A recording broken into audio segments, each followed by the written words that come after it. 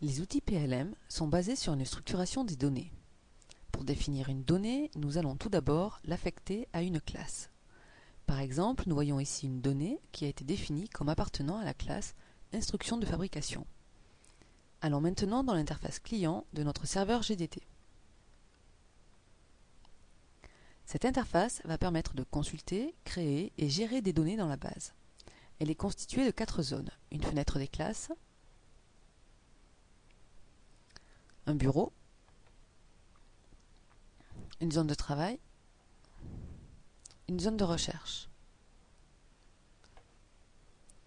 La fenêtre des classes montre la liste des classes existant dans la base.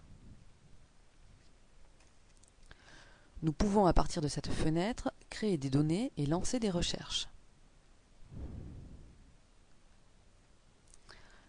Dans tout système GDT, la donnée va être enrichie par des attributs. Il existe 2 sortes d'attributs. Les premiers sont des attributs communs à toutes les classes et standards des GDT, par exemple la référence, la version, le statut. Des attributs spécifiques peuvent être définis par l'administrateur pour chaque classe. Par exemple, pour la classe Instruction de fabrication, les attributs centre de charge, code article, client ont été définis. Ces attributs enrichissent la donnée et permettent de multiplier les critères de recherche. Retournons dans l'interface client.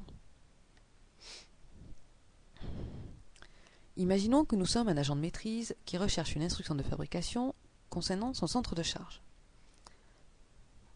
Je me mets sur la classe Instruction de fabrication, je lance une recherche, je définis le centre de charge concerné, par exemple le perçage. Je trouve 4 instructions de fabrication. Si je consulte les attributs de 2 d'entre elles,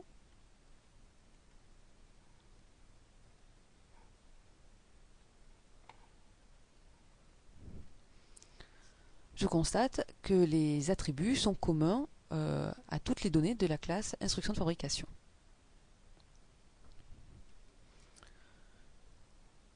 Je lance maintenant une recherche sur un article ensemble.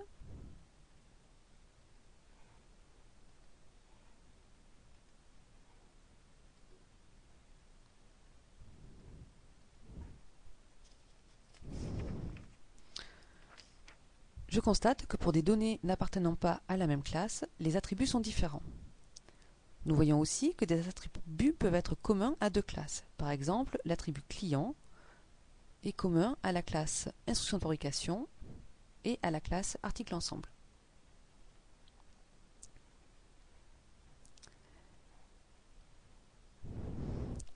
La référence est l'attribut qui assure l'unicité des données dans la base. Elle permet ainsi d'éviter les redondances. Si j'essaie de créer une donnée article ensemble avec la même référence qu'une donnée déjà existante, un message d'erreur m'empêchera de créer 2 fois la même donnée.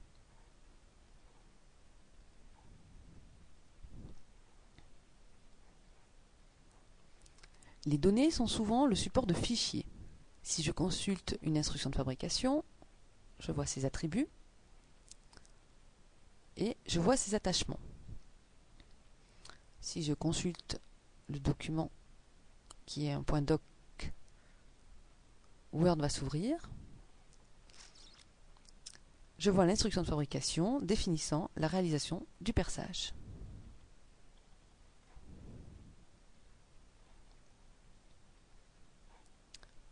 Si je consulte un plan CAO, je vois ses attributs et dans ses attachements, je vois qu'il y a 2 fichiers. Les systèmes GDT permettent de gérer plusieurs fichiers dans une donnée.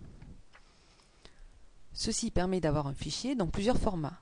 Le fichier PDF est ainsi consultable par tous, contrairement au fichier de mise en plan initial qui nécessite une licence CAO.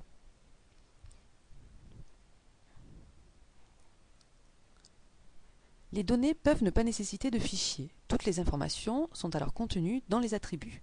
Par exemple, pour une donnée de la classe opération,